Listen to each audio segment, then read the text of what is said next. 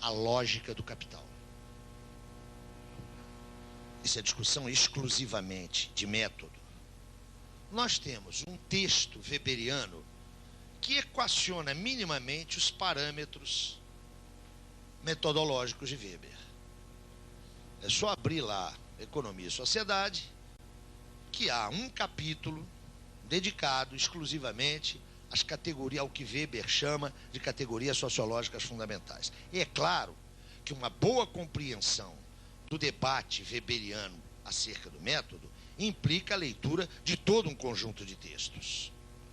Entretanto, um recorte muito nítido neste capítulo de Economia e Sociedade dá ao leitor uma visão muito clara de como é que Weber operava a sua análise.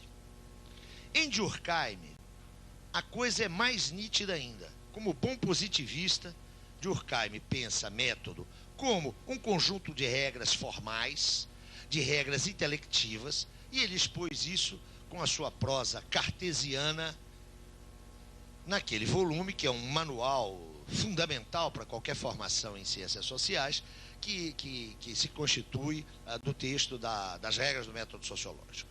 Mas eu lhes dizia, com Marx é diferente isso. E puxava a observação leniniana, segundo a qual Marx não nos deu uma lógica, Marx nos deu a lógica do capital. Se essa observação de Lenin tem pertinência, e a mim me parece que ela tem inteira pertinência, ela nos remete à subordinação em Marx das preocupações lógicas, metodológicas e epistemológicas à sua ênfase ontológica. Ou seja, Marx, ao contrário de uma forte tendência, que eu diria que é dominante na reflexão ocidental desde o século XVIII, e o ponto de partida dessa fortíssima tendência é a obra de Kant, Marx se contrapõe a essa tendência ao não discutir a questão do conhecimento tomada em si mesma. Marx não discute quais são as nossas condições de conhecer. Marx problematiza as nossas condições de conhecimento de um objeto determinado. Neste sentido, embora haja, indiscutivelmente, uma dimensão epistemológica na obra marxiana, embora haja preocupações epistemológicas, gnosiológicas, todas elas em Marx estão subordinadas a uma impostação, a uma direção ontológica. E como é que isso se manifesta na obra marxiana? Se manifesta no fato de, ao contrário de Weber, e ao contrário, ou a diferença de Weber e a diferença de Durkheim, você só apreender o método marxiano à medida em que você apreende a sua análise teórica. Trocando em miúdos, isso significa o seguinte: em Marx, eu não tenho uma discussão metodológica autônoma que me permita apreender o modo analítico, a modalidade teórico-analítica de Marx. É bastante curioso observar que Marx se deteve pouquíssimas vezes numa discussão metodológica. Rastreando o conjunto da obra de Marx, nós vamos perceber que ele dedica poucas palavras ao debate metodológico. Isso acontece entre 1845 e 46. Se vocês tomam aquele volumoso texto, só publicado em 32, que ele redigiu com Engels, A Ideologia Alemã, no primeiro capítulo, que salvo erro é o único que está traduzido ao português, não é? Aqui no Brasil não há uma tradução integral da ideologia alemã, há uma tradução integral lusitana, que, diga-se de passagem, é muito ruim. Aqui no Brasil existe uma boa tradução, já antiga, do primeiro capítulo da ideologia alemã, que é o capítulo sobre Feuerbach. Neste capítulo, nós encontramos umas poucas páginas dedicadas à discussão metodológica. Depois, em 1847, na polêmica contra Proudhon, naquele famoso livro A Miséria da Filosofia, também Marx dedica cerca de 20 ou 30 páginas à discussão metodológica. Ele vai retornar a essa discussão lá na abertura dos Grundrisse, num texto de 20 páginas, que é um texto, inclusive, recomendado para a leitura de vocês, onde ele vai discutir o método da economia política. E no prefácio, e sobretudo no pós-fácio, a segunda edição do Capital, ele também faz algumas observações de natureza metodológica. Por que essa discussão é tão parca em Marx? Por que ela é tão pequena, ela é tão econômica? Ao contrário daquilo que nós verificamos em Weber e em Durkheim, para citar apenas dois autores importantes no âmbito das ciências sociais. É que em Marx não se trata de elaborar uma lógica. Em Marx se trata, e retomo Lenin, de apreender uma lógica determinada. Entendida essa lógica como uma dinâmica, como um movimento, como uma estrutura movente de um objeto determinado. Quando Lenin afirma, Marx nos deu a lógica do capital, o que ele está afirmando aí é, de uma outra maneira, mais original e mais fecunda, aquilo que nós tentávamos formular ontem, ao dizer que para Marx teoria é a reprodução ideal de um movimento, ou do movimento real do objeto. Isso põe um problema para quem está discutindo o método em Marx. Qual é o problema? Eu posso fazer um recorte, eu posso estabelecer uma divisória entre as análises histórico-concretas de Marx e o seu método. Eu lembro que vários autores da tradição marxista fizeram isso. O debate sobre o método em Marx é um debate antigo, que já ocupou milhares de páginas. Me parece que é um debate enviesado. Apreender o método marxiano é apropriar-se da análise marxiana. Eu diria que, ao contrário de Weber e ao contrário de Durkheim, cuja elaboração metodológica eu posso apreender nos seus escritos sobre método, em Marx, a apreensão da sua forma de tratar o objeto só é possível na medida em que nós nos apropriamos da sua análise teórica. Mais exatamente, conhecer o método de Marx é ler o Capital. Por quê? Porque aquela perspectiva que permite ao sujeito apreender o que é próprio do objeto, perspectiva que constitui essa relação metodológica, ela não é a priori, ela não é anterior, ela não é externa à relação entre o sujeito e o objeto. Ela é constitutiva dessa relação. De onde a dificuldade daqueles que não querem operar de modo, eu diria, positivista ou neopositivista, de encontrar uma lógica em Marx que não seja a lógica que ele apreende no seu objeto.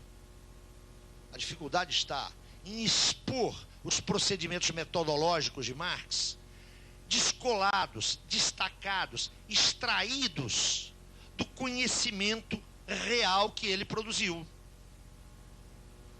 Por isso mesmo, a opção que eu faço no tratamento desta temática é tentar acompanhar, ao longo da evolução e da maturação da obra marxiana, quais foram as análises que Marx realizou. Até porque, para retomar uma formulação do próprio Lenin, quando lhe indagaram uma vez o que é o marxismo, ele respondeu de forma canônica e lapidar: é a análise concreta de situações concretas. Também terminava a minha conversa com vocês ontem sinalizando, e isso em resumo da exposição anterior, que o Marx que nos interessa é o Marx que começa em 1843. Sem desprezo da dissertação com que ele concluiu seu curso de filosofia, sem menoscabar a importância política dos seus textos na Gazeta Renana, nomeadamente aqueles textos em que ele enfrentava a censura guilhermina, sem prejuízo de nada disso. O Marx que nos interessa é o Marx que começa em 1843. É o Marx que se confronta com a filosofia do direito de Hegel, em cujo coração estava a problemática do Estado. Quero começar o nosso trabalho de hoje arrancando destas duas marcas, da observação leniniana, para, de alguma maneira, justificar o percurso que farei aqui, e da discussão de 1843, que põe o problema que vai atormentar Marx a vida inteira: decifrar o que é a sociedade civil burguesa.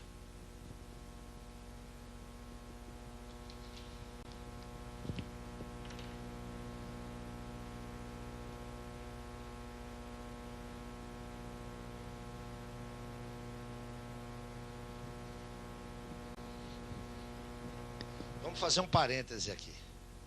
É uma boa questão, porque eu estou dando isso por suposto. Atenção. À medida que eu estou operando com supostos, se eles não vierem à tona assim, a gente pode se entender um bocado mal. Vamos tentar clarificar isso aí.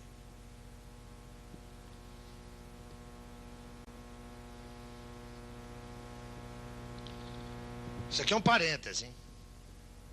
A partir do século XVI, e o espaço geopolítico é a Europa Ocidental, isso é um processo típico da Europa Ocidental, começa um processo de erosão na ordem feudal. Esse processo de erosão da ordem feudal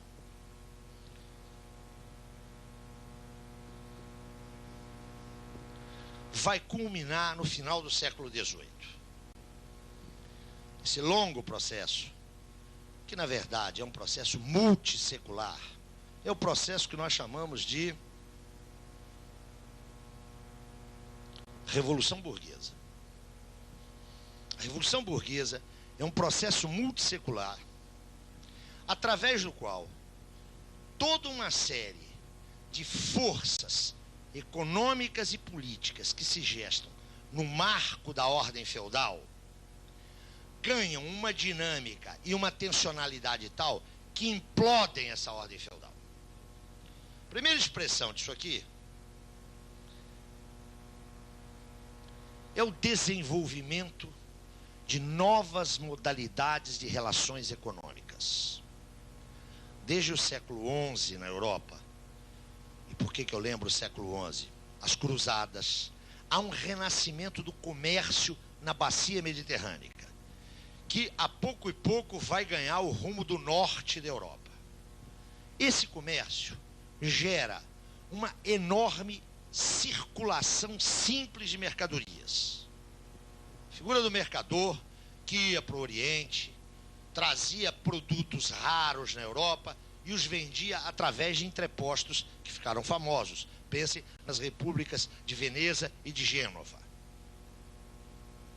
A pouco e pouco, essa circulação simples vai permitir uma acumulação de dinheiro, atenção, de dinheiro, que é um sinal de riqueza desconhecido, que não é próprio, que é impertinente na ordem feudal. Impertinente. Na ordem feudal, o sustentáculo econômico das relações era a propriedade da terra, a propriedade oligárquica, a propriedade aristocrática da terra.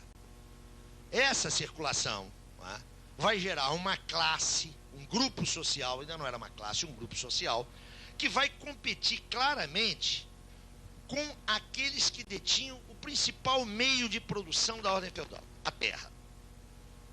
A pouco e pouco, essa gente vai acumular de tal maneira que vai fazer condicionado o exercício do poder político feudal. Vocês conhecem essa história. Interessava ao mercador o quê? Primeiro, pagar pouco pedágio.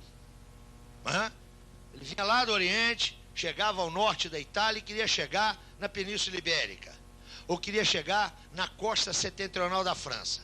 Em cada feudo, o fulano tinha que pagar um pedágio. O que interessa a esse mercador? romper a estrutura dos feudos, não é? Qual foi o processo mais elementar? Passou a financiar um senhor feudal que submeteu o conjunto dos outros. Está nascendo aí o Estado Nacional. O Estado Nacional, o processo de unificação nacional, é uma conquista da Revolução Burguesa. Nós sabemos como é que se deu esse processo, né? Primeiro neutraliza-se o conjunto da aristocracia, beneficiando-se um. Depois derruba-se esse um. Como vocês veem, luta de classe é um negócio que só existe na cabeça de meia dúzia de comunistas. Através disso aqui, esse grupo social ganha a dominação, a direção das decisões econômicas na Europa Ocidental. Lembro que esse movimento começa nas repúblicas do norte da Itália, depois ele se translada para a Península Ibérica, em seguida ele se translada para os chamados Países Baixos e vai desaguar na Inglaterra. Na sequência, eu tenho um processo,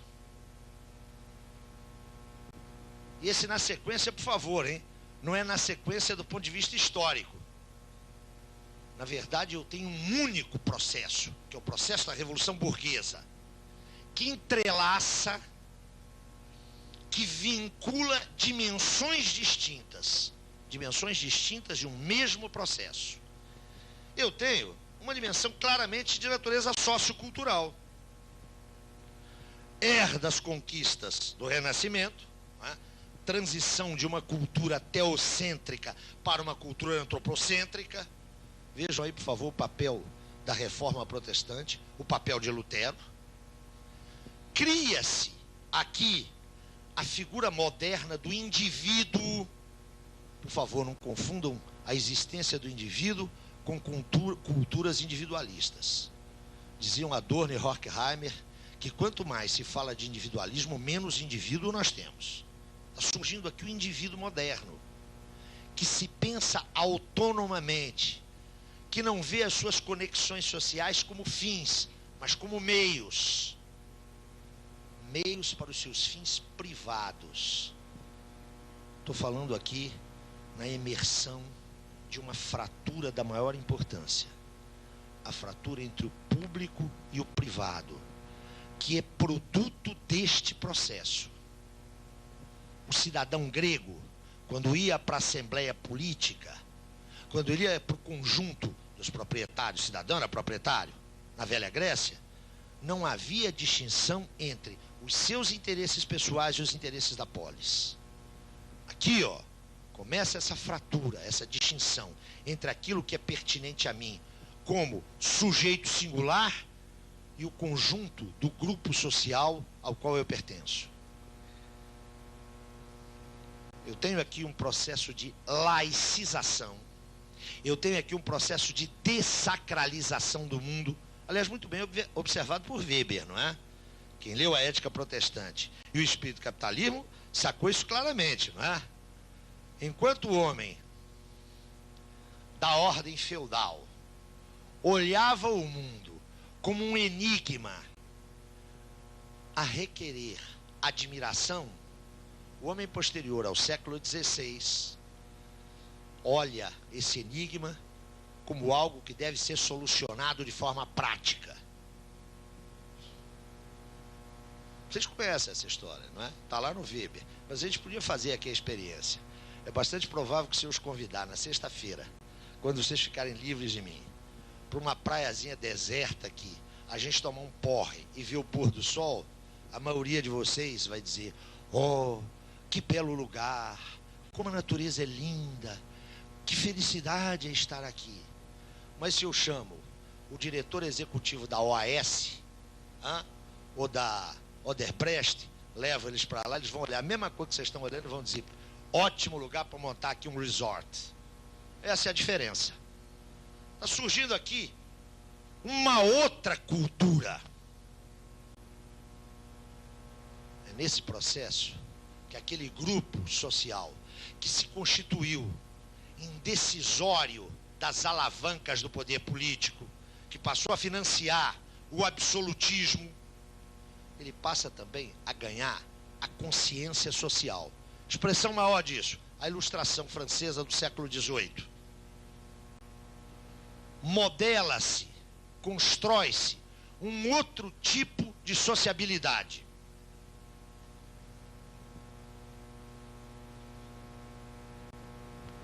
A outra dimensão, que é concomitante, mas atenção, que se expressa com êxito quando essas duas estavam realizadas, quando se dá a consolidação econômica e a hegemonia cultural, é a dimensão política.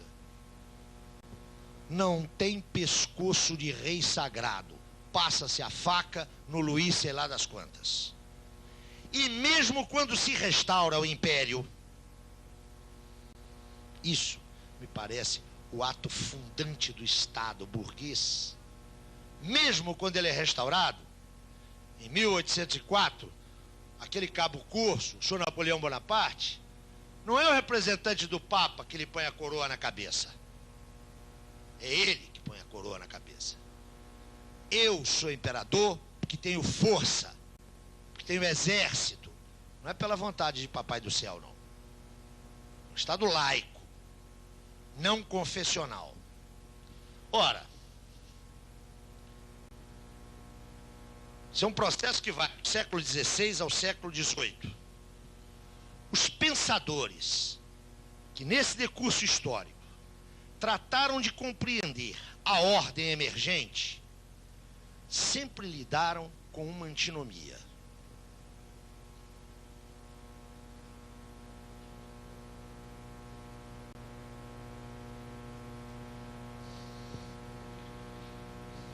O estado de natureza e o estado civil.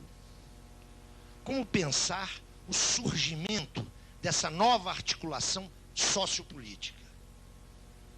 Vocês conhecem isso lá da teoria política. É o célebre contratualismo, não é? Pensem em Locke. Quem for um pouquinho para trás vai pensar em Hobbes. E evidentemente haverá as notas dissonantes, não é? O contratualismo russoniano tem muito pouco a ver com o contratualismo lockeano, não é? Num caso, eu tenho uma concepção de contrato social que é claramente oligárquica. No outro caso, eu tenho uma concepção de contrato que é fundamentalmente democrática. Não é? Concepção democrática de Rousseau. Já no século XVIII, essa antinomia passa a ser deslocada por outra.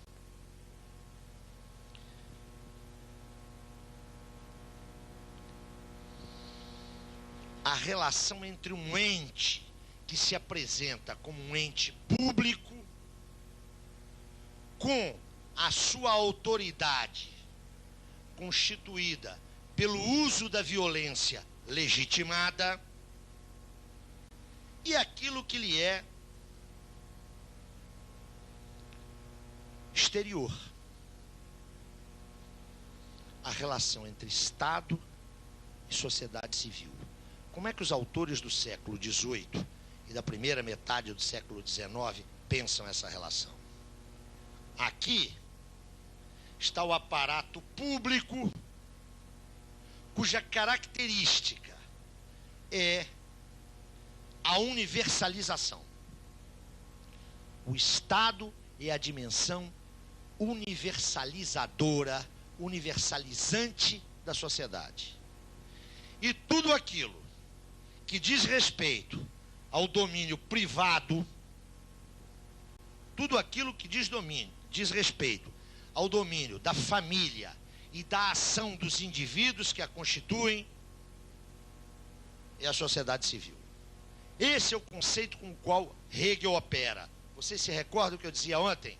A sociedade civil para Hegel é o reino da miséria física e da miséria moral. É o reino do particularismo, é o reino do privatismo.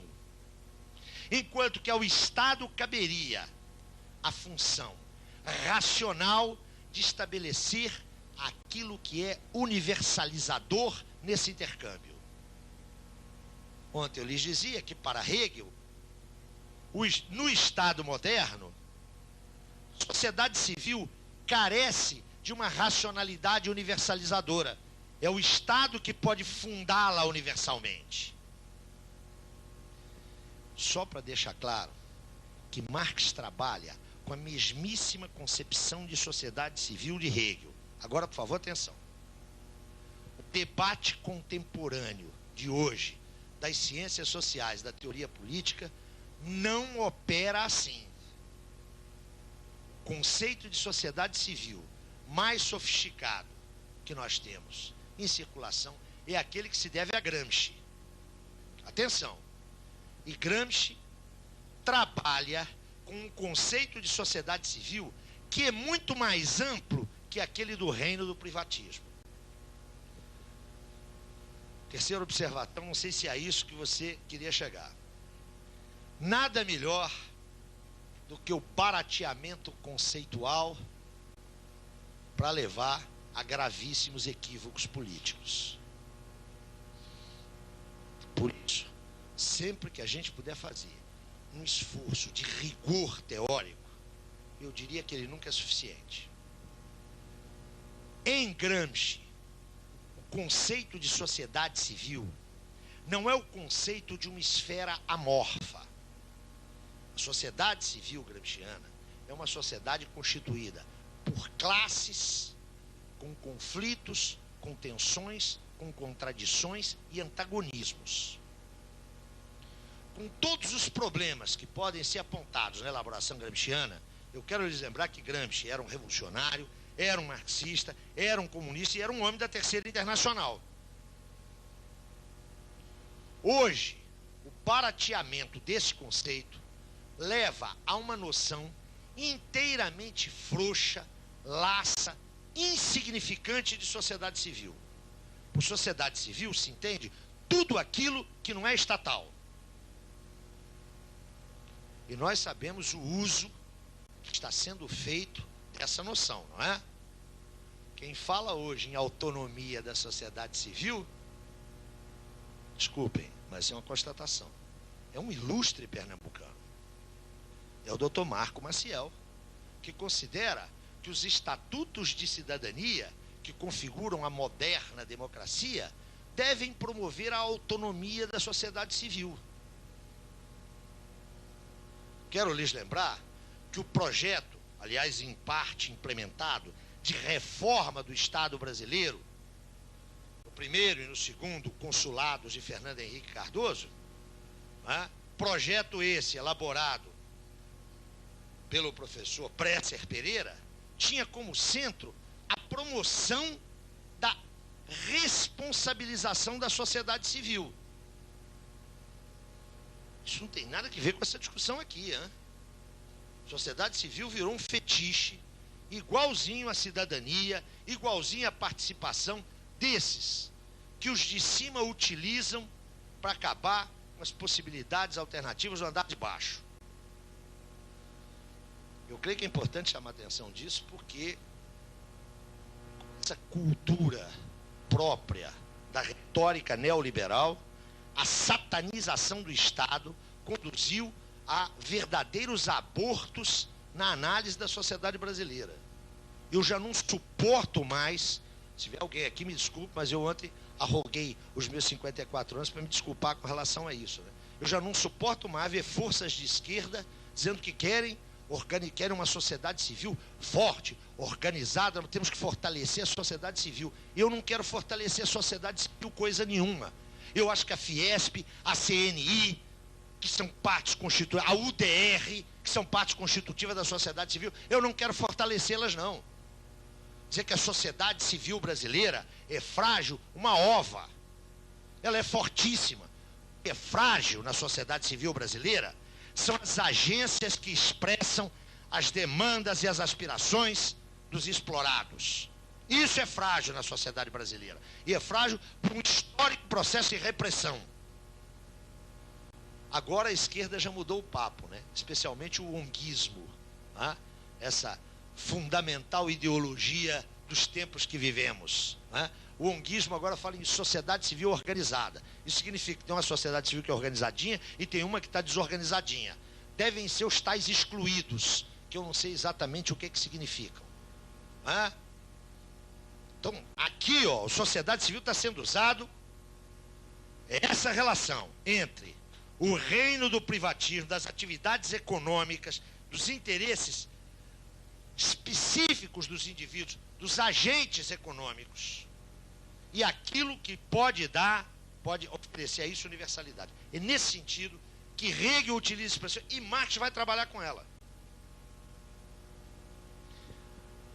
Não sei se isso atende à tua questão, mas tem mais um aspecto, que é um aspecto de natureza semântica. Num dos textos que eu sugiro para a leitura de vocês, que tem uma boa tradução do Gianotti e do Malagodi, quando aparece pela primeira vez a expressão sociedade civil, eles colocam entre parênteses Bürgerliche Gesellschaft, que é a expressão alemã, que é a expressão que Hegel usa. É que na língua alemã, não é por acaso, nós já vimos que a Alemanha tem um processo de desenvolvimento de revolução burguesa inteiramente atrofiado, que é atípico em relação à Inglaterra e à França. Na Alemanha, essa expressão significa tanto sociedade civil quanto sociedade burguesa. E não é por acaso. É que só se pode falar em termos de imersão histórica em sociedade civil na sociedade burguesa. É onde essa fratura entre público e privado aparece nitidamente. Só para a gente não perder o pique, eu sei que a gente tem um programa para cumprir, mas surgem certas questões que eu acho que são legais da gente explorar, não é? Notem como é que isso aparece na literatura. Qual que era a forma literária própria lá da polis grega? A tragédia, no limite, a epopeia, não é? Vocês se lembram lá do Édipo? O Édipo carrega uma maldição, né? A gente sabe qual. A história dele com mamãe, com Laio, com aquela gente toda. Mas Édipo não está contraposto ao seu grupo social. A tragédia de Édipo é que ele colide contra o destino, contra algo que transcende a ele e ao seu grupo social. Édipo é um herói que não tem nenhum conflito com o seu grupo social. A figura do indivíduo, portador de interesses singulares, privados, que colidem com a dinâmica grupal, não existia. Deem uma olhada no grande romance da era burguesa, no grande romance da nossa sociedade. Esse grande romance é sempre a história de um fracasso, não é? É sempre a história de um fracasso. Pense em Vermelho e o Negro, de Stendhal, lá no Julien Sorel, que termina executado. Aliás, era jacobino. Pensem nas Ilusões Perdidas, de Balzac. O grande romance, pense em Ana Karenina, de Tolstói. O grande romance é sempre a história de um fracasso. Fracasso por quê? Porque o herói é diferente do herói lá de trás. Ele é um herói cujo drama consiste em colidir não contra o destino, não contra o fado, não contra determinações que transcendem a ele e ao seu grupo, mas consiste na contradição enorme entre esse indivíduo e o seu grupo. O herói da literatura burguesa por excelência, daquilo que é a epopeia moderna, é o romance. O romance começa a nascer aqui, meus queridos. A forma romance. O primeiro é Dom Quixote. É o Dom Quixote de La Mancha. A forma romance traz um herói que é o chamado herói problemático. Ele é problemático porque ele está em dissonância com o seu grupo social. É clara a distinção aqui, ó, entre o sujeito movido por interesses privados que não coincidem necessariamente e frequentemente colidem com aquilo que devia ser público.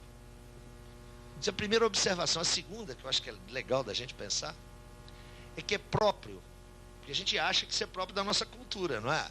Ou melhor, a gente acha que isso faz parte da essência humana, não acha? Eu sempre brinco, chamando a atenção dos meus alunos para uma coisa. Por que a gente vai ao teatro ou vai ao cinema? É evidente que o cinema é pior, mas nós nos emocionamos com Romeu e Julieta, tá? A obra do Shakespeare. E é evidente que a gente não fica com o coração melado por causa daqueles dois adolescentes, né? Que aliás são os bobocas.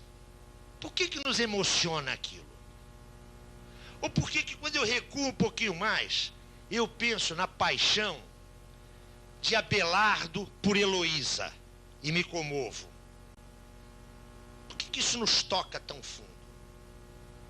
É bom que os senhores saibam que o amor individualizado, o amor de Maria por Joaquim e de Joaquim por Maria, supõe o indivíduo social. E essa figura é recente na história da humanidade. Shakespeare está assistindo ao surgimento disso aqui, ó.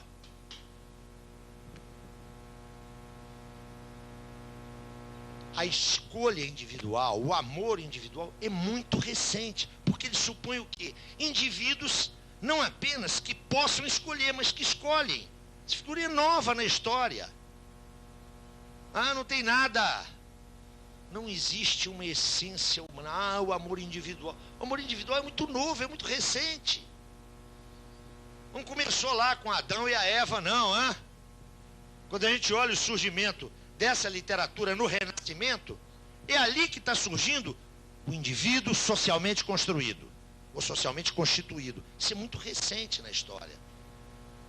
Esse indivíduo que nós somos, que se crê livre e independente, está surgindo aqui, ó. Vocês vão ver isso no texto que eu recomendei a vocês de Marx. Nunca, olhem que efeito fantástico, nunca nós dependemos tanto dos outros quanto hoje.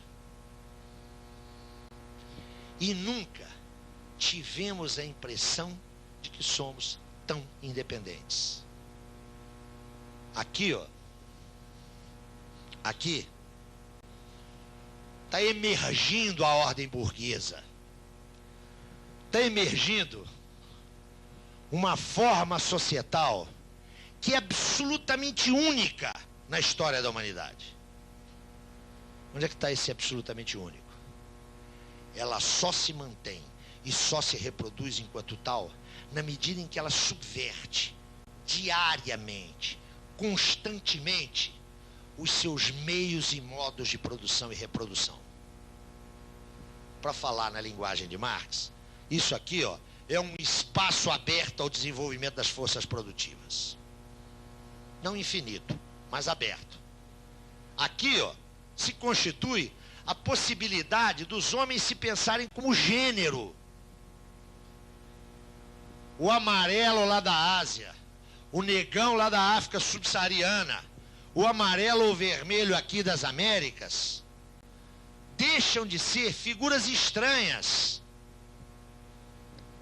Quando se cria o mercado mundial, não é apenas a camisa que eu visto aqui, que foi tecida com algodão colhido pelo negro lá no Mississippi, fiado lá em Manchester e confeccionado no norte da Itália. Não é só a mercadoria que transita. Transita também a possibilidade dos homens, nas suas diferenças, se reconhecerem como expressões iguais. Então o que está acontecendo aqui, ó, é o surgimento do nosso mundo, desse homem que nós somos hoje. Que ao contrário do homem do passado, eu falei aqui em Gesellschaft. Vocês conhecem a oposição feita por Tönnies, por Ferdinand Tönnies, o sociólogo alemão, entre Gesellschaft e Gemeinschaft, entre sociedade e comunidade. Na verdade, isso é uma velha lenga-lenga sociológica para distinguir formas pré-capitalistas de formas capitalistas. Nas formas pré-capitalistas, como é que se manifestavam os vínculos de dependência? Se manifestavam por proximidade territorial e por vínculos de sangue. Então, eles tinham uma percepção imediata. O jeito que era excluído da sua comunidade morria. A excomunhão é isso, vai para longe. Hoje, você nasce em Pernambuco, trata de dentes em São Paulo, toma um porre em Lisboa, se apaixona em Roma e vai morrer no México. Note, o desenvolvimento da sociabilidade é a redução da ponderação das determinações naturais e orgânicas por determinações cada vez mais sociais. Nesse sentido, as dependências ou as interdependências não têm manifestação empírica imediata. Então você entra no seu gabinete, no seu escritório, no seu quarto, liga o seu computador e diz: aqui eu vou pensar sozinho. Eu estou aqui podendo exercer a minha autonomia. Exercendo a tua autonomia, uma ova. Para aquele computador chegar ali, houve uma rede de interações que começou lá do outro lado do mundo. Para você ligar aquele plug, centenas, milhares de pessoas estão trabalhando hoje no Brasil. Você não está vendo isso, né? Que é próprio dessa sociedade aqui, ó, é constituir uma rede de relações básicas na sociedade civil que não aparecem como tais para o indivíduo. O que aparece para o indivíduo é isso aqui, ó. É o Estado, né?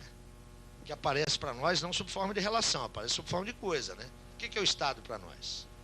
É a intimação da Receita Federal para a gente pagar o imposto, né? É a carteira de identidade, é a delegacia de polícia, é o juiz me cobrando a pensão do quinto casamento, é o filho apurrinhando porque quer autonomia. O que é o Estado? O Estado é, sobretudo para nós, o porrete policial. A gente encontra o Estado aonde? Quando se faz uma greve, eles mandam lá os seus macacos. Quem dera que o Estado fosse isso, né? Se fosse isso, a gente acabava com ele brincando. Esse vai ser o tema da sequência.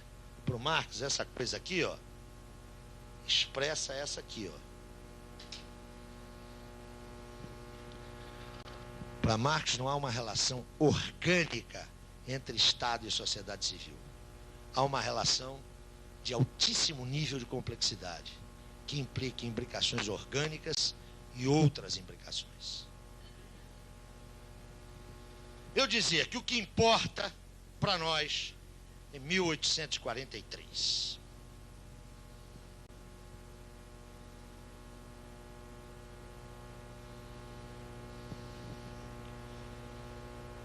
E o que nós vamos estudar hoje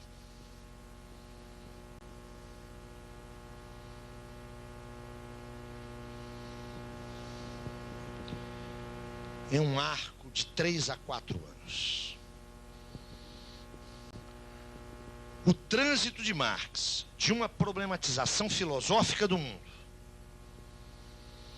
à tomada da crítica da economia política como instrumento de conhecimento da sociedade civil vai se dar neste decurso temporal. Eu quero deixar claro que eu não estou trabalhando aqui com fases, nem com etapas, nem com momentos. Eu estou seccionando esse período porque ele tem referências de produção clara. Aqui, ó, é o manuscrito de Kreuzner. Aqui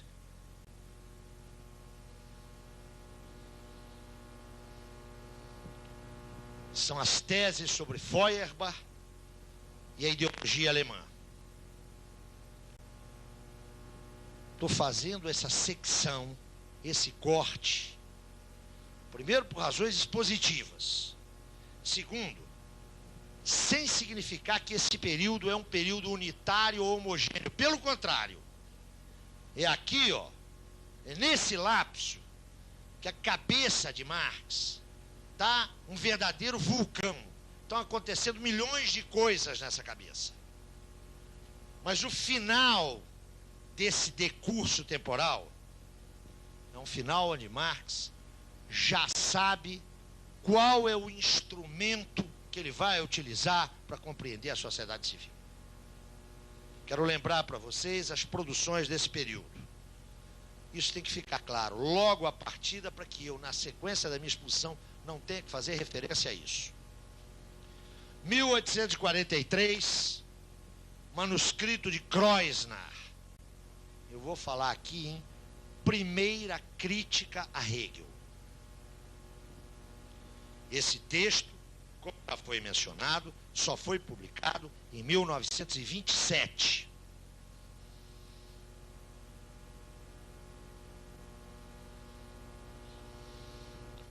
No ano seguinte, 1844, Marx produz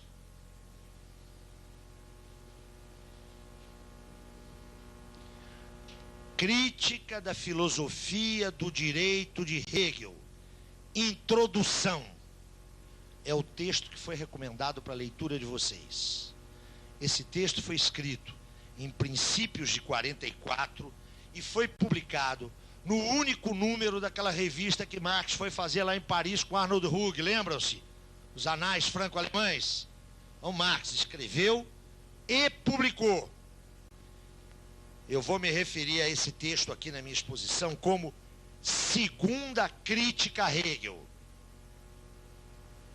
Tá claro? Esse aqui é o manuscrito de 1843, que ficou inédito, que Marx não produziu para divulgação. E que só veio a público em 1927. Logo na sequência, em 44, ele escreve Crítica à Filosofia do Direito de Hegel, Introdução, que ele publica em 44.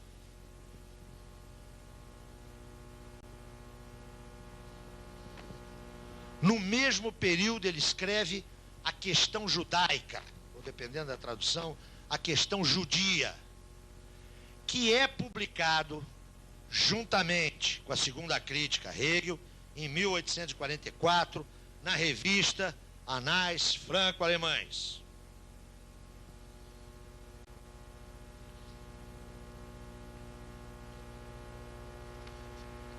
Ainda no ano da graça de Nosso Senhor Jesus Cristo, de 1844, se encontrando lá com a economia política, vocês lembram? Influência de Engels, aquele artigo que Engels manda da Inglaterra e que é publicado lá nos Anais Franco-Alemães. Marx escreverá: 1. Os manuscritos econômico-filosóficos ou manuscritos de Paris, ou manuscritos de 44. Eu vou me referir aqui a manuscritos de 44, que só foram publicados em 1932. Além desses manuscritos, Marx produziu, deixou, os chamados Cadernos de Paris, que não são a mesma coisa que os manuscritos. São extratos das suas primeiras leituras de obras de economia política. Isso também só foi publicado na década de 30.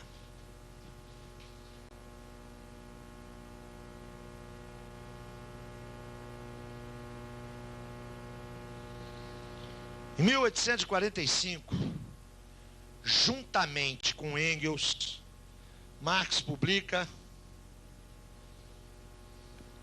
A Sagrada Família. Não é uma obra religiosa.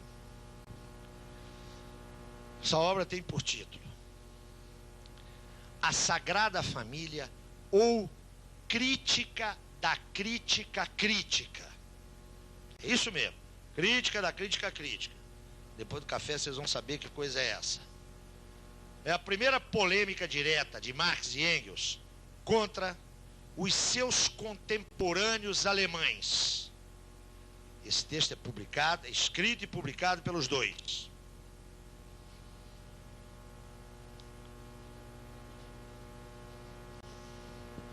Entre 1845 e 1846, Marx e Engels escrevem A Ideologia Alemã, que só foi publicada, como vocês sabem, em 1932.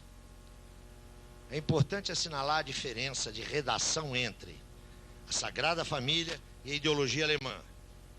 A Sagrada Família é claramente um livro a 4 mãos. Os fulanos discutiram o conteúdo do livro, fizeram o sumário e dividiram. Você escreve os capítulos tais, tais e tais, e eu escrevo os capítulos tais, tais e tais. Juntaram o que escreveram, leram, trocaram ideias e mandaram para a tipografia. A ideologia alemã, não. A ideologia alemã é resultado da discussão contínua. Estão discutindo e escrevendo, ou seja, é uma expressão muito mais fusionada da articulação do pensamento. Ao mesmo tempo em que redigia a ideologia alemã, lá em Bruxelas, Marx escreveu as famosíssimas 11 teses acerca de Feuerbach, as teses sobre Feuerbach. Essas teses foram publicadas pela primeira vez em 1886. Ou seja, 3 anos depois da morte de Marx. Quem as publicou foi Engels. Em 1886, Engels escreveu um pequeno texto acerca de Ludwig Feuerbach, o já mencionado Feuerbach. Um texto que se tornou muito conhecido. Tem o título de Ludwig Feuerbach e o fim da filosofia clássica alemã. Isso é um texto de Engels que ele publica e ele põe como apêndice essas 3 pagininhas manuscritas de Marx, que estavam até então inéditas e que desde a sua publicação são reconhecidas como um dos momentos de inflexão do pensamento marxiano.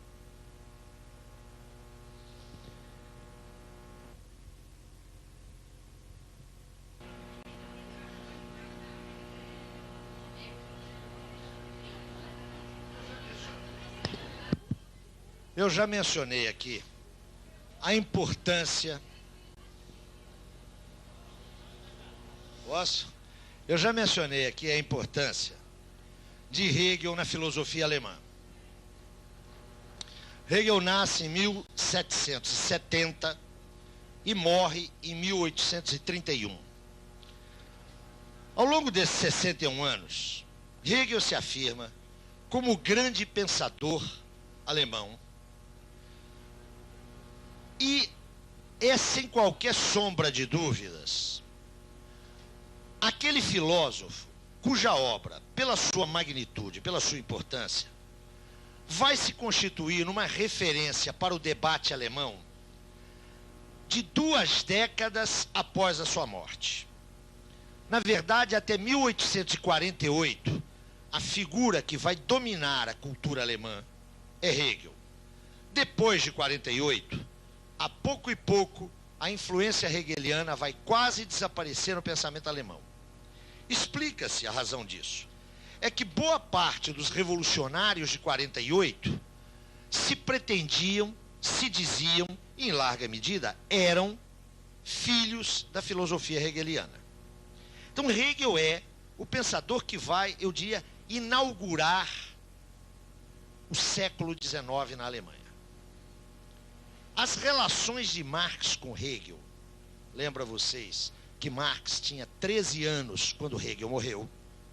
As relações de Marx com a obra hegeliana constituem um tema inesgotável de estudo, de debate e de polêmica.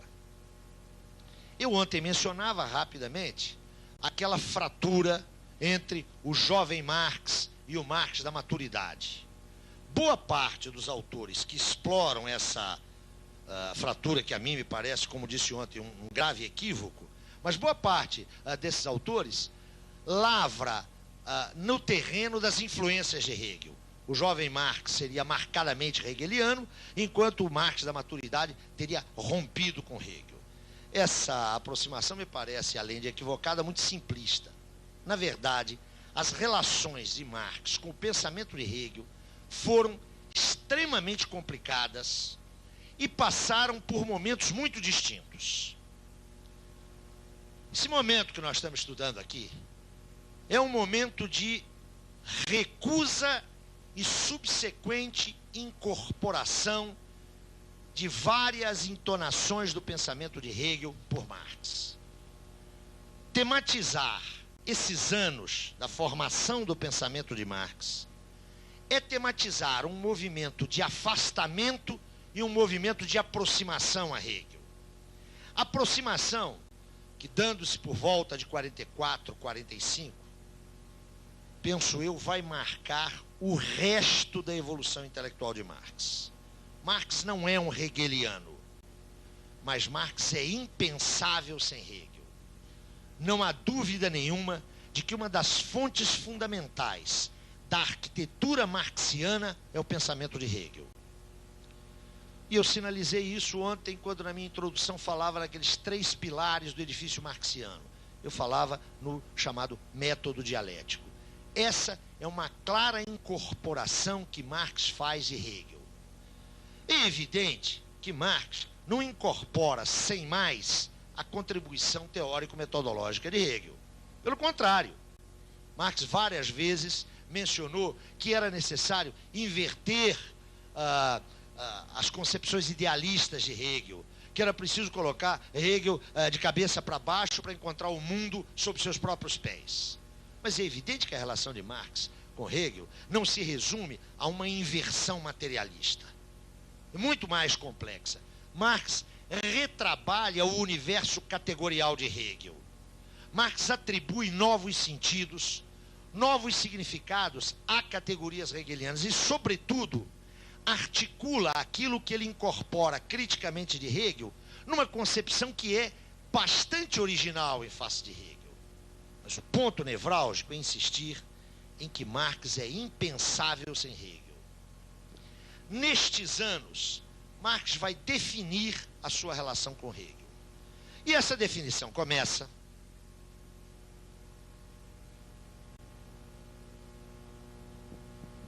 naquele texto de 1843, bastante referenciado ontem. Aquele texto que permaneceu inédito, que Marx não escreveu para publicação, mas que registra a sua primeira crítica a Hegel. Qual era o problema de Marx? O problema de Marx era o mesmo problema de Hegel em 1843. Marx queria compreender a relação entre Estado e sociedade civil na ordem burguesa. Como é que Hegel põe esta relação?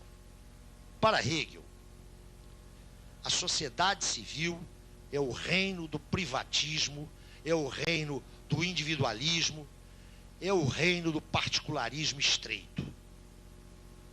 Retomando a sua formulação, a sociedade civil é o reino da miséria física e moral. Só se transcende essa limitação da sociedade civil se o que passar a fundá-la, o que lhe atribuir racionalidade, é o Estado, que é o princípio e o agente da universalidade. Para Hegel não há dúvida nenhuma. É o Estado que expressa a dimensão universal de que é carente a sociedade civil. O problema de Marx é o mesmo. Marx quer saber o que pode ser universal na comunidade dos homens. E ele quer pensar, e pensa, a sociedade civil tal como Hegel. Mas aquilo que para Hegel é a expressão da universalidade, que é o Estado, para Marx é uma universalidade alienada. O que Hegel vê como realização da razão na história, Marx vê como uma mistificação. Retomo algumas observações de ontem. Marx está lendo a Crítica da Filosofia do Direito de Hegel, que é uma obra de 1821, com os olhos de um jovem filósofo fortemente influenciado por Feuerbach, que 2 anos antes na sua obra A Essência do Cristianismo, tinha atribuído a Hegel uma inversão mistificadora para Feuerbach, onde Hegel via o sujeito, estava o atributo. E onde ele via o atributo, estava o sujeito. Marx faz a leitura da análise hegeliana da relação Estado-sociedade civil com a mesma ótica e afirma: Hegel mistifica essas relações. Hegel quer pensar a universalidade a partir do Estado. Isto não é verdade.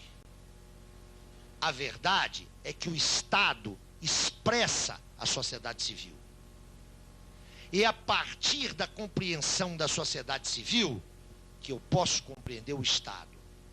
E esse Estado que aí está é um Estado alienado, ele é uma falsa universalidade, ele não é uma universalidade real. Por quê? Porque ele expressa uma sociedade civil na qual é impossível uma dimensão universalizadora. Notem que, se o problema de Marx era o mesmo de Hegel, quando ele impugna a solução hegeliana, ele está se colocando uma programática que não é a de Hegel. Na medida em que Hegel vê, né, no Estado a realização da razão na história, o problema da história para Hegel está resolvido. Na medida em que Marx diz: esse Estado não é um Estado conforme a razão, é um Estado que expressa uma sociedade muito conflituosa. Não há ainda em Marx, atenção, a categoria classe social. Atenção, Marx não trabalha com isso em 1843. Mas para Marx, esse reino do privatismo não poderia engendrar uma universalidade real, uma universalidade verdadeira. Antes, essa universalidade era uma falsa universalidade. A consequência prática qual é?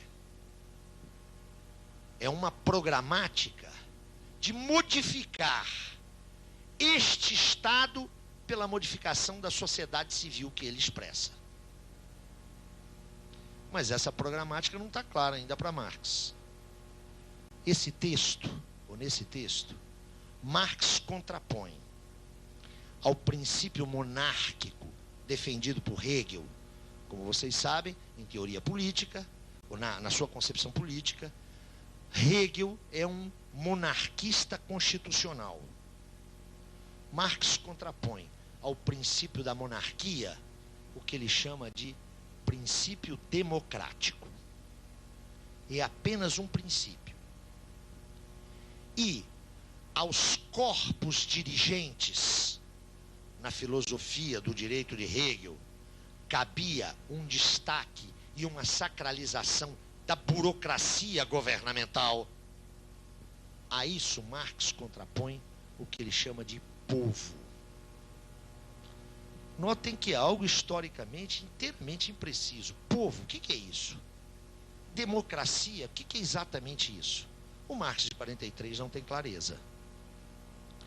Mas o que é importante é que ao deslocar, isso eu quero enfatizar aqui, ao deslocar o problema da compreensão do Estado para a compreensão da sociedade civil, Marx está se colocando um conjunto de questões que não pode ser resolvido de uma ótica puramente teórico-política, jurídico-política. Notem o procedimento marxiano. Se é a sociedade civil que pode abrir a via para a compreensão do que seja esse Estado, e se essa sociedade civil é o reino do privatismo, é o domínio do mercado onde cada indivíduo se permuta, para entender essa sociedade civil, eu não posso trabalhar apenas com um referencial jurídico-político. Eu tenho que encontrar um instrumento analítico que me permita desvendar as transações que ocorrem no seu interior. Aqui, nessa primeira crítica a Hegel, Marx, primeiro, desloca o eixo da análise. Ao deslocar o eixo da análise, segundo, se põe problemas para os quais ele não está preparado, ele não resolve os problemas. E terceiro, por isso, ele abre um campo de pesquisa novo. O texto, que se encontra vertido ao português, há uma edição portuguesa muito boa. O texto, se vocês tiverem a oportunidade de observar, não é um texto para publicação. É um comentário sobre alguns parágrafos da enorme obra Filosofia do Direito. Marx faz um comentário do parágrafo 263 ao parágrafo 303. Na verdade, é um texto inconcluso. Mesmo como material de pesquisa do autor, não se aponta nenhum encaminhamento, nenhuma conclusão. Isto só viria a aparecer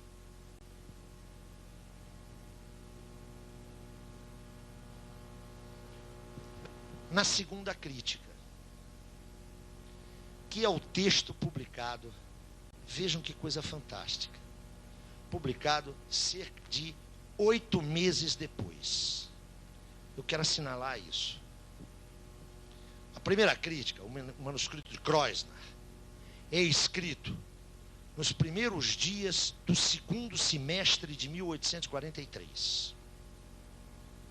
O outro texto, aquele que é Crítica da Filosofia do Direito de Hegel, introdução, que é publicado no único número dos Anais Franco-Alemães, que circula entre junho e julho de 1844. Então, tudo indica que esse texto foi escrito, com toda certeza, esse texto foi escrito no primeiro semestre de 1844. Portanto, a distância entre um texto e outro, distância de elaboração, é uma distância de 6 meses.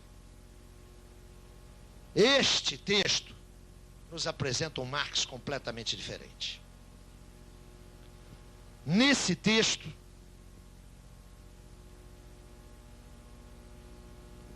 aparecem 2 categorias que estão completamente ausentes no manuscrito de 43. Primeira categoria: revolução. Categoria revolução é central na segunda crítica a Hegel. A outra categoria é a categoria classe, que não comparece no texto de 6 meses antes. Mas, na segunda crítica, a revolução é associada à necessidade da classe social, que, sendo a mais desumanizada, é a única que pode ter exigências radicais de humanização. Neste segundo texto, Marx vincula a revolução proletária à filosofia clássica. Marx dirá, nesse segundo texto, que as promessas que a filosofia clássica, aquela inclusive representada por Hegel, as promessas que a filosofia clássica levantou, colocou no mundo, só são realizáveis pelos herdeiros práticos dessa filosofia. Marx estabelece aí um nexo claro entre a filosofia clássica e as promessas de emancipação humana e a revolução e a classe operária. Caramba, nós estamos lidando com outro pensador, não é? Aqui, está o Marx, que teve o primeiro contato com a economia política. Olha lá o texto do Engels. E é o Marx que se ligou aos trabalhadores, ao movimento operário e ao movimento socialista. Aqui é um Marx comunista que está falando. há uma brutal diferença entre a primeira e a segunda crítica. O que houve aí nesses meses foi a precipitação. Precipitação, por favor, no sentido de experiência química, hein? Quando você junta 2 ou 3 elementos e um deles se precipita, se cristaliza, não é? Rapidamente. Houve a precipitação do desenvolvimento ideopolítico de Marx. Mas atenção, o problema do Estado permanece. Marx vai continuar dizendo, olha, o Estado que aí está não é a realização da razão, o Estado que aí está não universaliza os interesses humanos. Mas Marx não dispõe, nesse momento, de nenhuma, absolutamente nenhuma entrada conceitual, nenhum aparato teórico que lhe permita compreender a sociedade civil. Mas já está aqui, insisto, o seu campo de problemas, que vai ser viabilizado enquanto possibilidade de análise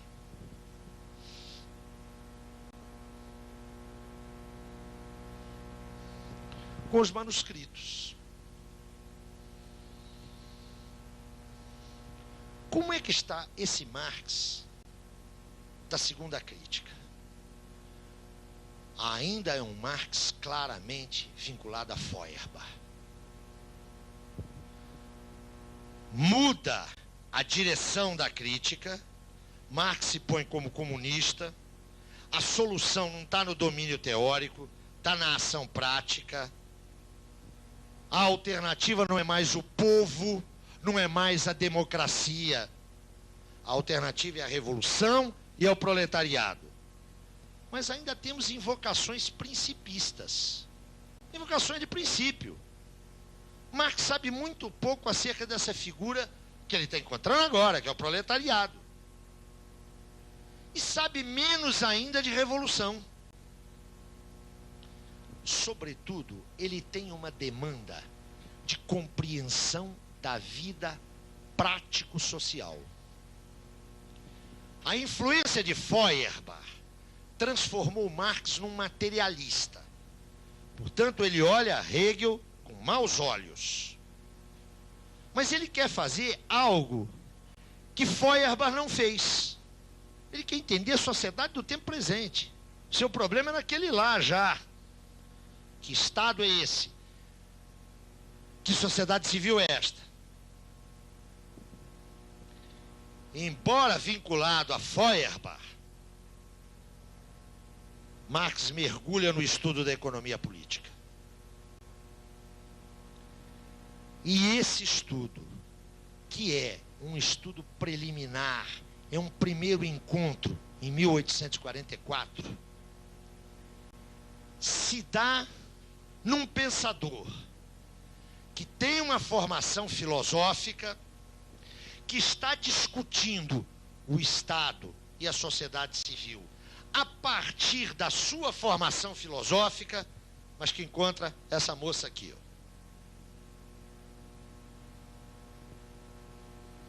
Encontra essa moça, a senhora economia política.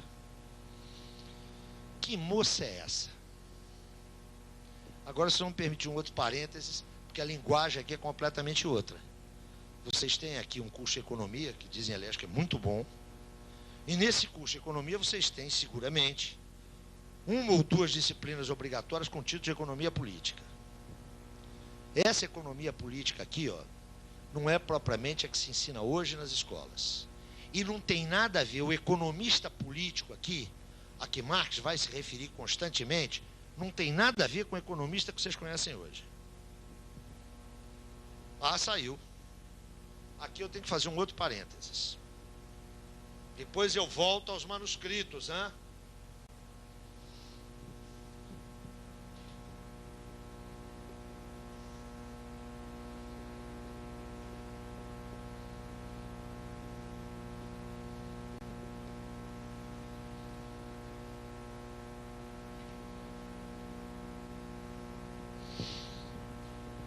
A economia política se desenvolve na Europa Ocidental, fundamentalmente, mas não exclusivamente, na Inglaterra,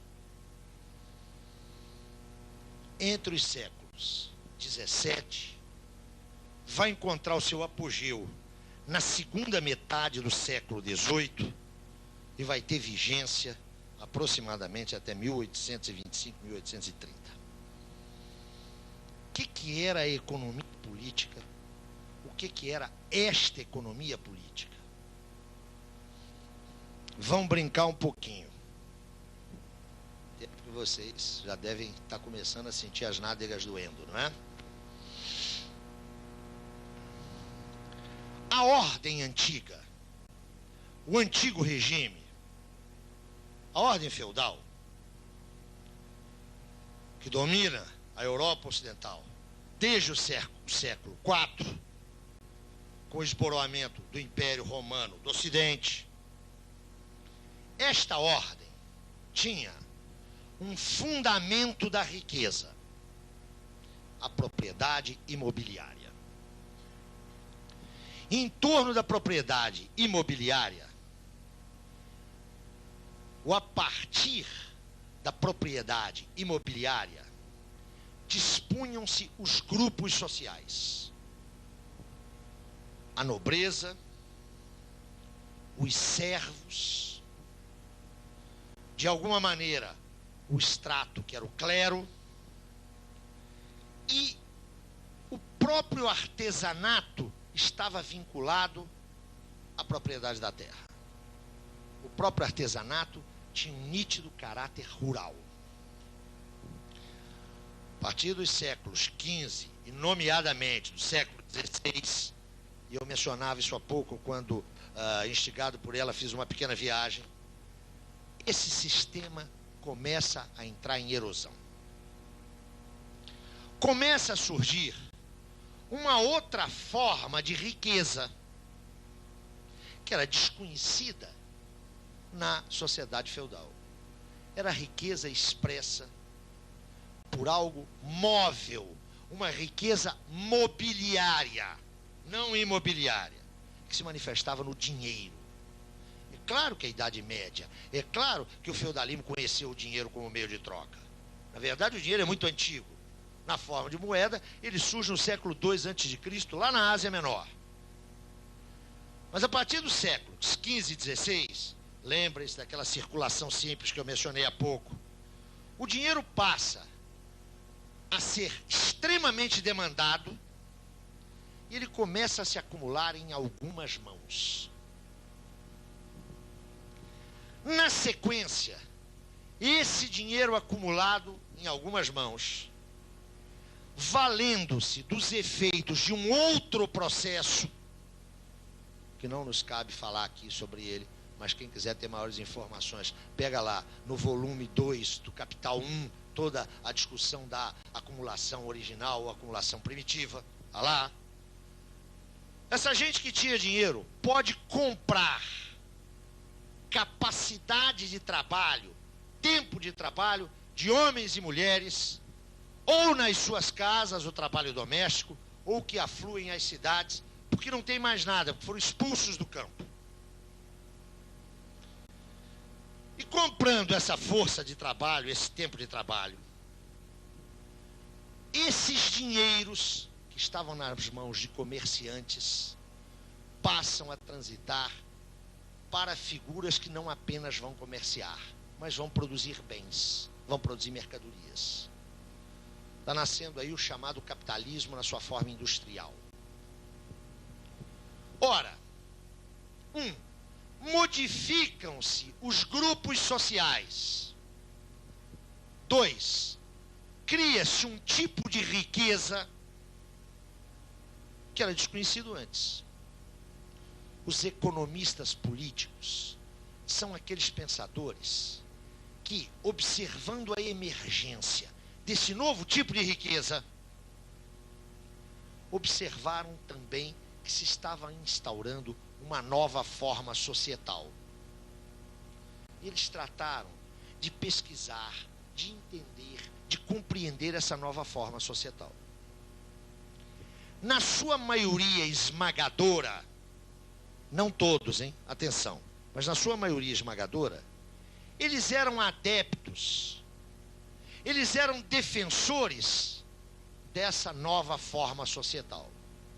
Trocando em miúdos, está nascendo a sociedade burguesa, e os economistas políticos, no geral, são ideólogos, são pensadores que defendem esta sociedade que está nascendo, porque a consideram uma sociedade mais adequada para os homens, porque a consideram uma sociedade melhor, há um juízo de valor aí. Qual que era o problema desses economistas? Era compreender o seguinte: imagine esse espaço aqui, uma porta ali e outra porta aqui. Tem um sujeito que compra ou aluga esse espaço, ou paga para construir esse espaço. Por aquela porta lá, ele paga, atenção, ele paga martelos, serrotes e plainas e põe aqui dentro. Paga e compra madeiras, pregos e vernizes e põe aqui dentro. E paga a alguns homens ou a algumas mulheres para transformar esse material em cadeiras e camas. Pagando tudo isso, ele gasta X. Tudo que entra naquela porta lá, lhe custa X. A hora que sai naquela porta ali, ele vende por X linha. É claro que esse X linha não é um roubo, não é uma enganação. Porque se for uma enganação, outro sujeito faz a mesma coisa ali do lado e tira esse linha. Então, esse linha é um acréscimo de valor. Aquilo que o sujeito que montou tudo isso aqui, dirigiu o processo de trabalho, contratou os trabalhadores, fez as compras, gerenciou, aquilo que ele está pondo ali, e que tem esse diferencial a mais, expressa que aqui dentro se passou um processo de valorização. O problema dos economistas políticos era saber, notem, de onde é que vinha isso aqui, ó. E para estudar aquilo ali, o que essa gente fazia?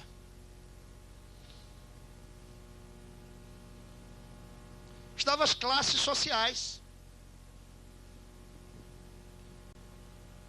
Quando eles explicavam aquilo, eles explicavam o lucro, que era a remuneração do capitalista.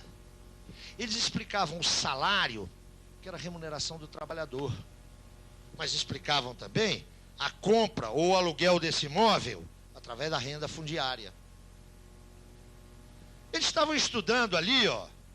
Para isso tem que haver moeda disponível, tem que haver legislação que garanta a legitimidade dessa moeda, tem que haver um emissor, tem que haver um sistema tributário, um sistema fiscal. Eles estavam estudando o Estado. Essa gente, para tentar explicar isso aqui, ó, não fazia economia no sentido que os nossos estudantes estão fazendo aqui do lado. Aqui do lado os meninos estão aprendendo mercado de capitais, juro, lucro, não é isso? Os cursos de economia discutem o Estado? Os cursos de economia discutem classe social? Nem pensar. Isso eles mandam para o departamento de teoria política. Não é? Que a hora que a gente vai lá no departamento de teoria política, a gente vai discutir representação, legitimidade e legalidade. Se alguém perguntar como é que funciona a economia, eles mandam aqui para o departamento de economia. Essa gente aqui não. Essa gente aqui, ó, para estudar isso, está estudando a nova sociedade que está nascendo. O economista político é o primeiro teórico da sociedade burguesa. A economia política é a primeira forma de teoria social moderna. Agora observem. Para esses economistas políticos, olhem para cá. De onde é que sai essa coisa aqui, ó? O que cria o valor? Eles não têm nenhuma dúvida em responder. É o trabalho. Eles não têm nenhuma dúvida em responder.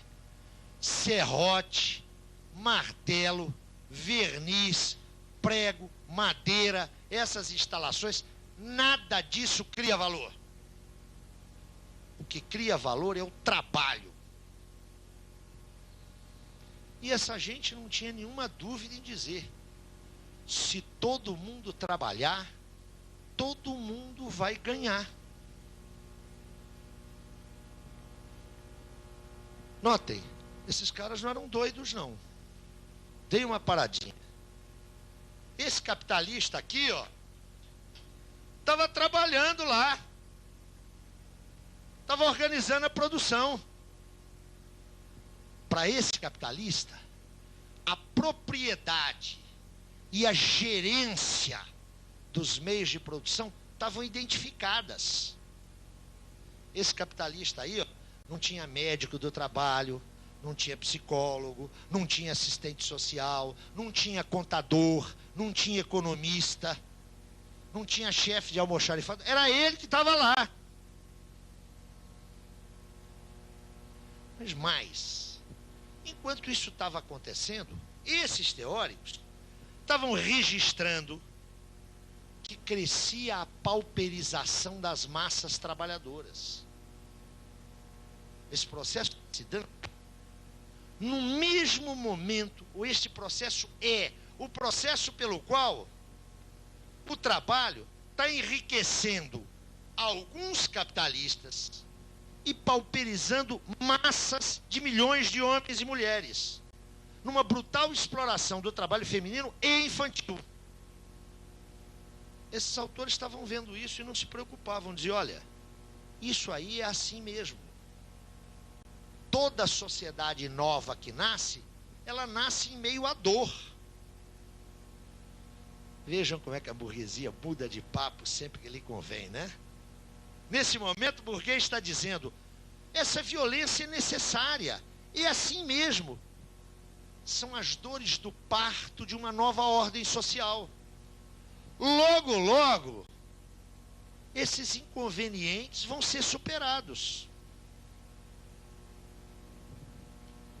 Esses autores eram, primeiro, figuras extremamente honestas. Eles estavam acreditando piamente nisso. Eles não estavam inventando, não. Eles estavam movidos por ilusões heróicas. Eram ilusões, mas eram heróicas. Aqui, ó, está o embrião do conhecimento, do primeiro conhecimento teórico, se vocês quiserem, científico, da nossa sociedade. Essa gente, primeiro, descobriu as características e, mais exatamente, as categorias básicas de como funciona a nossa sociedade. Eles falam em capital, eles falam em trabalho, eles falam em lucro, eles falam em juro. Esses caras falam em classes sociais. Eles estão pensando o Estado.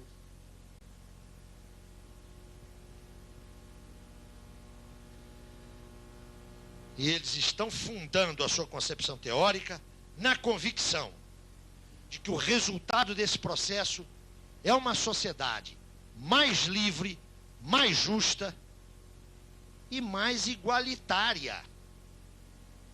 Atenção, e mais igualitária. Parece, todavia, que não foi isso que aconteceu na história.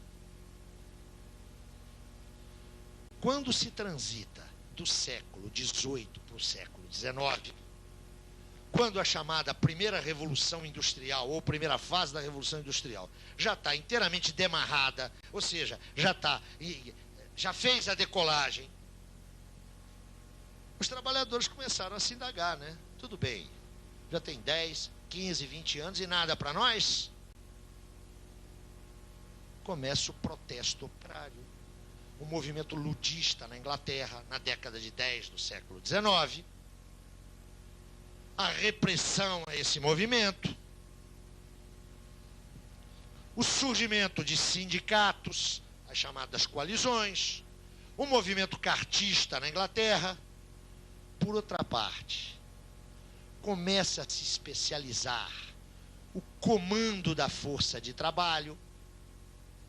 O capitalista já deixa de exercer funções de trabalho, ele começa a ter gestores e, sobretudo, meus amigos, a partir de 1825, com uma periodicidade quase cronológica, a cada 6 ou 7 anos, sobrevêm crises econômicas. Aquilo que devia ser uma sociedade não apenas harmônica, não apenas mais igualitária, mas, sobretudo, uma sociedade racional, uma produção racional de bens. A partir de 1825, quando surge a primeira crise comercial na Inglaterra, começa a se delinear o ciclo da produção capitalista. A cada 6 ou 7 anos, depois de um período de grande prosperidade nos negócios, vem o engarrafamento no fim da linha de produção, a superprodução, a ausência de realização das mercadorias nos mercados, os despedimentos, o desemprego, a falência de inúmeras empresas capitalistas. Se vocês juntam a isso o protesto operário, fica muito claro que é impossível garantir a continuidade da economia política. E as coisas ficam mais complicadas depois de 1830, quando o pensamento socialista inglês pega essa teoria do valor-trabalho e faz a seguinte pergunta: se essa teoria é verdadeira, o que a gente deve fazer com os capitalistas que não trabalham? Note, nas mãos dos economistas clássicos, a teoria do valor-trabalho não era nenhum problema, porque eles estavam pensando no movimento capitalista, onde o capitalista estava envolvido no processo de trabalho, no processo de produção. Agora, depois de 1830, é bom lembrar que os dois maiores economistas políticos são ingleses.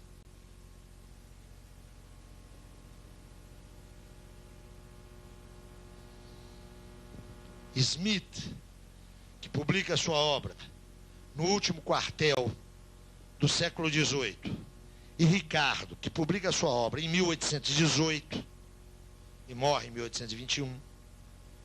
Para esses caras não havia problema na teoria do valor-trabalho. Os primeiros socialistas ingleses da década de 20 e 30 são ricardianos.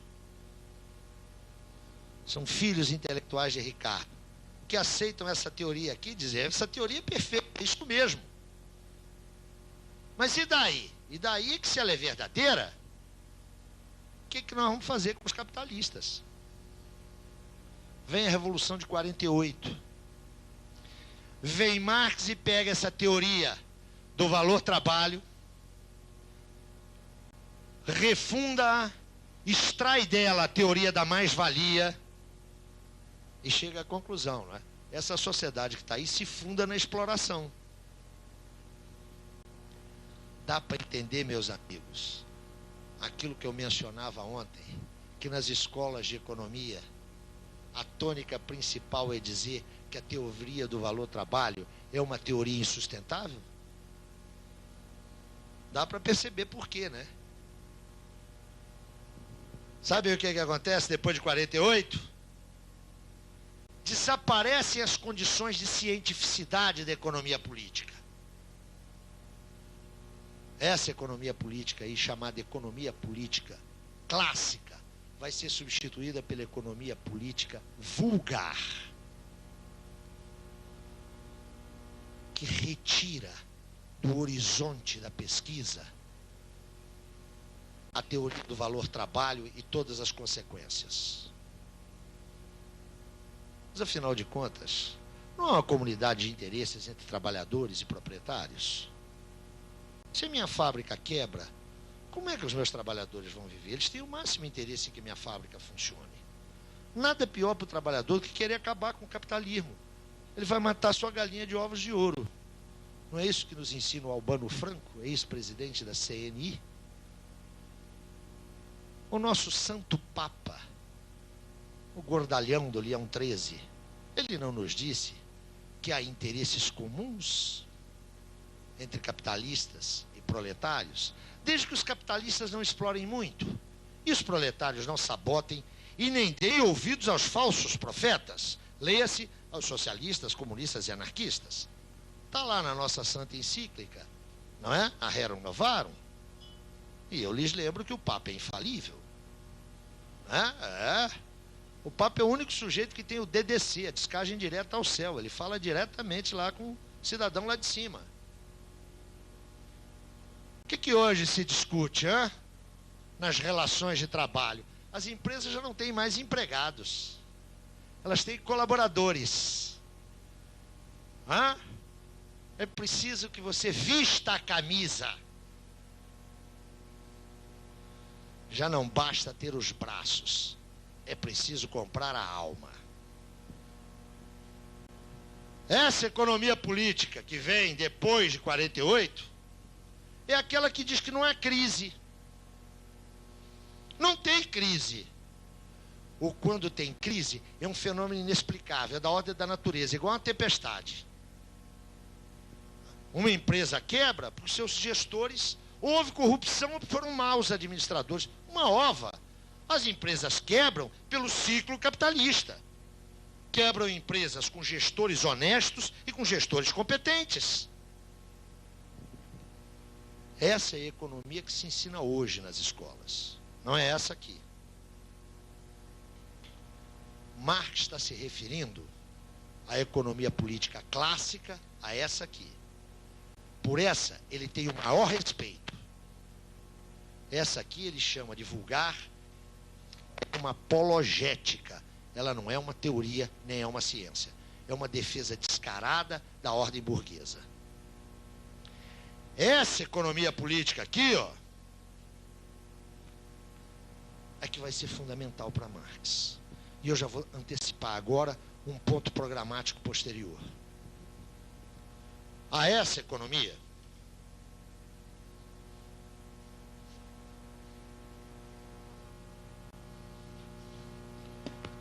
Marx reconhece méritos inequívocos.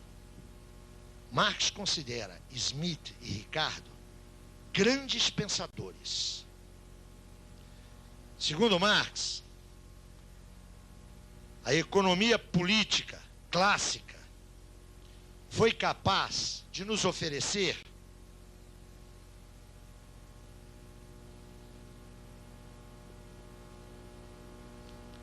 as categorias sem as quais não se pode pensar teoricamente a sociedade burguesa. Marx tem por esses autores um enorme respeito. Mas atenção. Segundo Marx, estes autores pensaram, elaboraram e descobriram essas categorias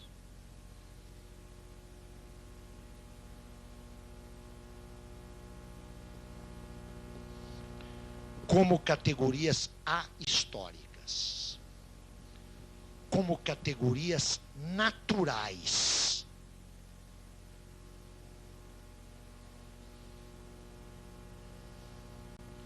Vocês vão de se recordar que o século clássico da constituição do pensamento político burguês, o século XVIII, é o século de apogeu do justnaturalismo.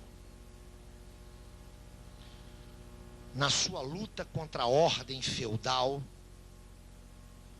os ideólogos burgueses invocavam o justnaturalismo e invocavam o direito natural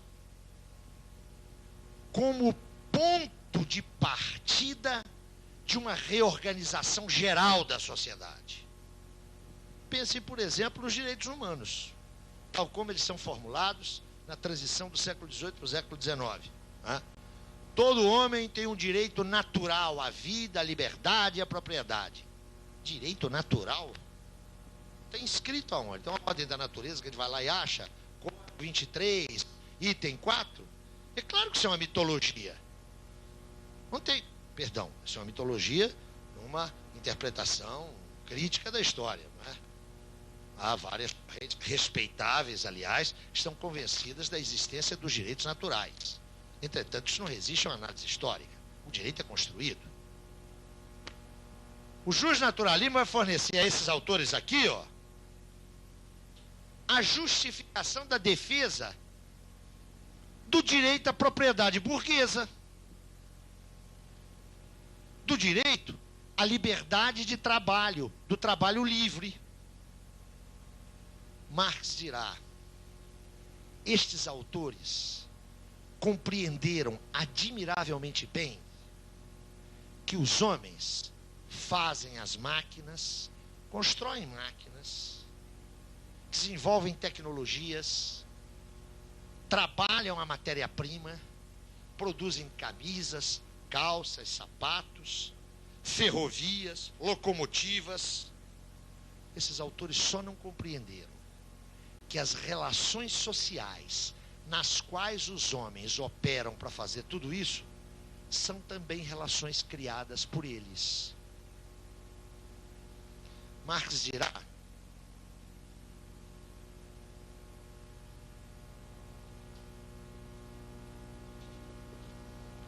que a relação capital-trabalho, tematizada pela economia política,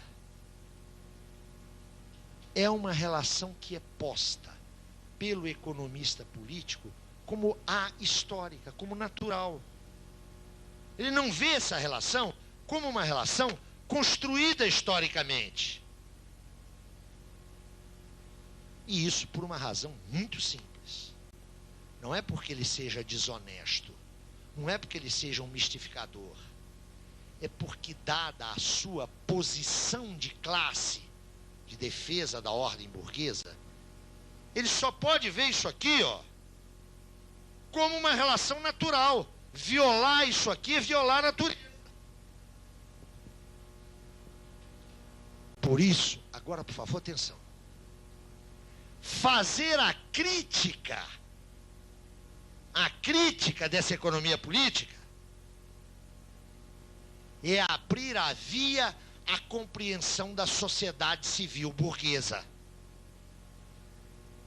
Porque esta economia política descreve esta sociedade do seu ponto de vista. Logo, fazer a crítica dessa economia é abrir a via à compreensão da dinâmica mesmo dessa realidade, que é a realidade da sociedade civil burguesa. Agora, por favor, atenção, o que é fazer a crítica? Fazer a crítica para Marx não é falar mal, hein? Não está no domínio da crítica construtiva e da crítica destrutiva. Vocês sabem qual a diferença entre uma e outra, né? A crítica construtiva é a que nos convém. A crítica destrutiva é aquela que não nos interessa, né? Evidentemente não é nesse plano. Observem vocês que a palavra crítica aparece em praticamente todas as obras fundamentais de Marx. Sagrada Família, ou Crítica da Crítica Crítica. Miséria da Filosofia, Crítica ao Sr. Proudhon. Crítica da Economia Política. Ou mais exatamente, o título do Capital, O Capital, Crítica da Economia Política. Por que isso? Para Marx, fazer a crítica significa trazer à consciência os fundamentos, crítica para Marx é tomar todo e qualquer processo nos seus fundamentos, tomá-lo pela raiz e tornar consciente, trazer a consciência. Isso é que é teoria, gente. Vamos voltar para ontem? Reprodução ideal do movimento. É isso que é crítica. Para não ter nenhuma dúvida. Se o ilustre professor Adorno, e se o mais ilustre ainda, professor Horkheimer, comparecessem diante de Marx e lhes dissessem: estamos elaborando uma teoria crítica, Marx ia dar uma gargalhada. Porque a crítica é o constitutivo da teoria. Não é como se houvesse uma teoria acrítica. Na ótica marxiana, uma teoria acrítica não é uma teoria. É, antes de tudo, uma mistificação. Para Marx, a crítica dessa economia política abre o caminho para a compreensão do objeto real, do movimento do objeto real. Quando nós falamos aqui, portanto, em que Marx se desloca de uma problematização filosófica para a crítica da economia política, o que nós estamos querendo dizer é exatamente isso.